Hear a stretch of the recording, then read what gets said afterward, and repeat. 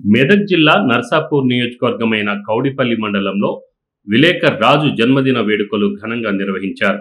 రాజు గత కొన్ని సంవత్సరాలుగా జర్నలిస్టుగా ఇటు ప్రజలకు అటు ప్రభుత్వానికి వారధిగా, నిజమైన వారధిగా ప్రజలకు సేవలను అందిస్తూ జర్నలిస్టుగా తనకంటూ ఒక పేరును సంపాదించుకున్న వ్యక్తి రాజు. క్లబ్ సభ్యులు మాట్లాడుతూ నియోజకవర్గంలో ప్రజల కోసం ఆరాటపడుతూ ప్రతి ఒక్క కార్యక్రమంలో ప్రజల తరఫున ఉండి ప్రజల సమస్యలపై వాదించిన వ్యక్తి అని తెలియజేశారు.